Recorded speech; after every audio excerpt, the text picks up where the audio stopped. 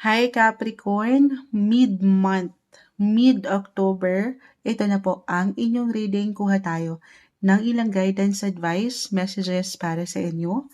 Anong kailangan yung marinig? Mensaheng gabay lamang po. Capricorn, kamusta kayo? Mid-month na tayo. Guidance, energy check para sa mga Capricorn po na maring makapakinig nito. Guidance Capricorn, mid-October, guidance para sa kanila. Message? Capricorn, para sa'yo na maring makapakinig nito. Capricorn, kamusta? The world. Okay. May ilang bumabagsak na. Mag-a-add tayo. Two of Wands. May ilang ganap. Okay, the Devil. Actually, ito hindi kailangan katakutan o laliman ha. The Devil, that is your sign. Zodiac sign niyan is Capricorn. Pero hindi ibig sabihin, na agad. May kalakipin na mensahe kasi ang tendency sa mga Capricorn, especially work-wise, pagdating sa inyong mga pag-angat ng kusang pag-angat ng mga sense of responsibility sa inyo. Kaya yan ay umaangat or sign nyo talaga. Kasi, andyan minsan nasasobrahan doon sa ilang pagpupush nyo, pagiging goal or career-oriented nyo. So, dyan kayo kailangan umalalay ng higit nang walang pagkakulang or pagkasobra. Yes po. Maipasok lang natin. Pero, wait lang, urong natin. Tayo ay live na live sa ating TikTok. The Two of Wands. The world is in reverse. Ito yung pinakamaliit nating deck. Seven of Pentacles, the Star. The Empress. The Devil, Nine of Cups, Ace of Pentacles. So, for some of you, tayo po ay general reading Capricorn na nasa ibang bansa or may ilang ganap pagdating sa ibang bansa. Kahit over the net lang ito, pero meron bang travel ang ilan sa inyo?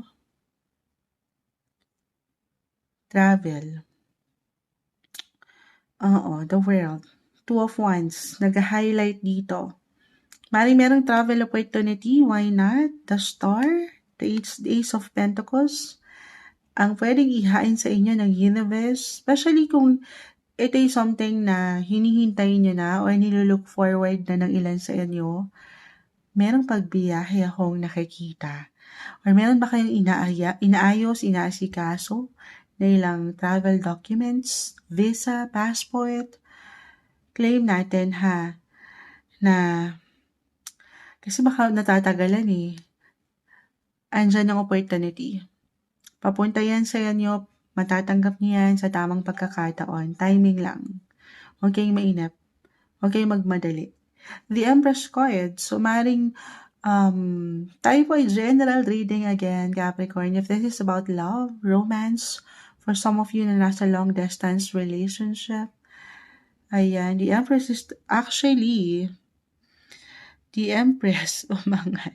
Sandali, double check natin ha. Yung ilang galawan sa planeta guys, umiikot-ikot ang ilang planeta sa astrolohiya. Ano po? Kaya lagi kong na-mention, totoo naman, everything is temporary. Nothing is yet set in stone. The world, this one is in reverse. Umiikot yan.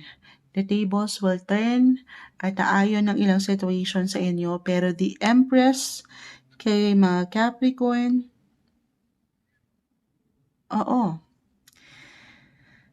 si Venus, ang planet ruler ni the Empress. Ayan, si Venus right now is currently ay nasa inyong mga 9th house of travel. Sobrang umayon sa ilang barahan nyo, Capricorn. So, may ilang ganapan dyan, namumulaklak ang mga bulaklak. May pag-bloom, nag-glow, especially kung andito na kayo sa LDR. Hindi nyo pa man yan ma-realize. Okay, may pagka-sobra, may pagka-intense to Devil. May pagka-miss akong nakikita. Paano naman kaming single moon child? Why not? Kung i-allow nyo lang ito at ready na kayo to mingle, kahit over the net ito, meron akong nakikita na pwedeng pwedeng umangat, pwedeng ihain ng universe sa inyo. But this is something of course na kailangan magpuput ka rin ng something effort. Paano naman yan makikilala kung hindi mo i-allow? Okay? Hindi mo tatanggapin. The Empress, love, attraction, beauty, umangat ang inyong mga aura, yung pagiging magnetic nyo. Full of opportunity, positive possibilities with Ace of Pentacles. The Devil umangat actually along with your other cards, positive naman po ang aking nakikita. Hindi to kailangan katakutan or laliman, sabi ko nga sa inyo, meron lamang po yung kalakip na mensahe. Other messages, kung hindi yun mag-apply, the Empress, this is about children. Pregnancy card, guys. Again, tayo po ay general reading, hindi po isang medical advisor si Moonchild. Ito yung mga pagkakataon, kusang umaangat. May mga nagtatanong minsan sa live about pregnancy, sa pagbubuntis. I do not accommodate yung mga ganong question, guys. Pero meron talagang pregnancy indicator. Kusa itong umaangat at ito na yun. Umangat sa inyo, lalo pa kung nilulook forward nyo na ito, minamanifest nyo with a star, or talagang pinagdarasal na ng ilan. Ayan na. Maring merong baby blessing for some of you. Ready ba kayo doon? Yes po. I-claim na ba natin yon? Why not? Blessing yan. Baby blessing. Kung hindi to mag-apply sa inyo mismo, maring sa ilang kamiyembro ng pamilya. Yes po. Or kung meron na kayong mga anak ngayon, maaring higit nyo silang bigyan ng focus at atensyon ngayong mid-October. Maaring higit kayong kailanganin, hanapin, okay, yung ganon. So, dalawa lang to sa aking nakikita. It's either someone younger or older pagdating sa pamilya na kailangan mong bigyan ng something attention. TLC, tender loving and care. Kailangan i-assist, tulungan, gabayan, someone nakatatanda or nakababata po. Okay, kung hindi yun mag-apply, could be connected sa inyong mga physical home. Kita mo may bahay dito. Maaaring meron kayong ipa-priority, ayusin, kukumpunihin, bibilhin, para sa mas ika-comfort, ika-i-improve ng inyong tahanan. Or meron bang paglilipat? May pangingibang bansa? Why not?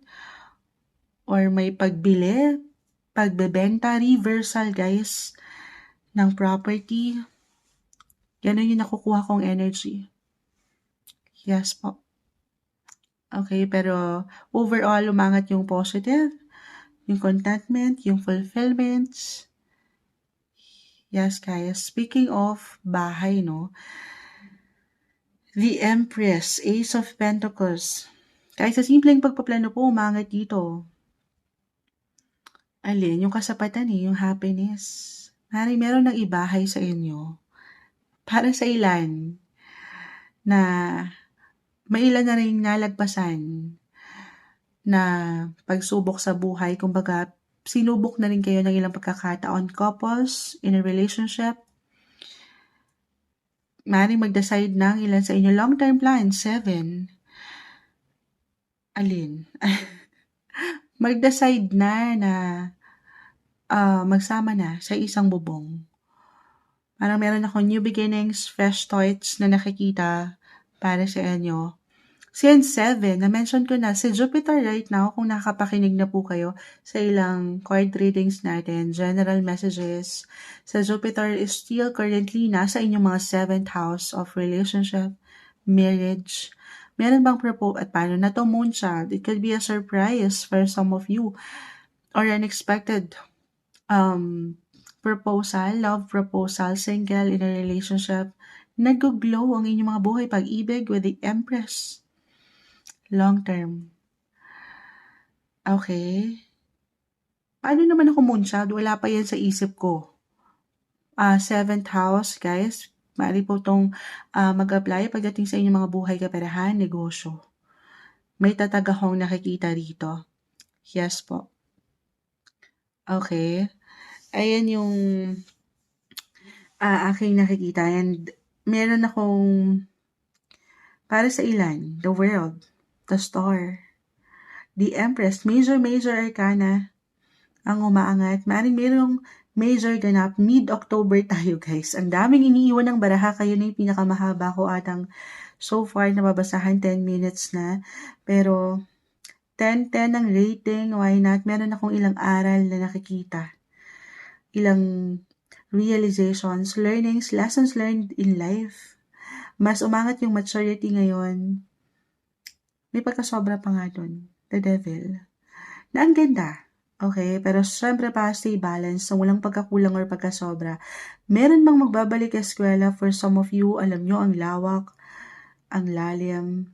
Meron ako nakikitang maipapanalo nyo ngayong mid-month of October. Claim na ba natin to? Yes naman. Stay positive. Money opportunity, andito rin. So, yes na to. Manifestation card, guys. Ace of Pentacles, the star. Manifestation. Be positive. Ito yung umangat na guidance, advice, messages para sa inyo mid-October, mid-month of October 2025, Capricorn.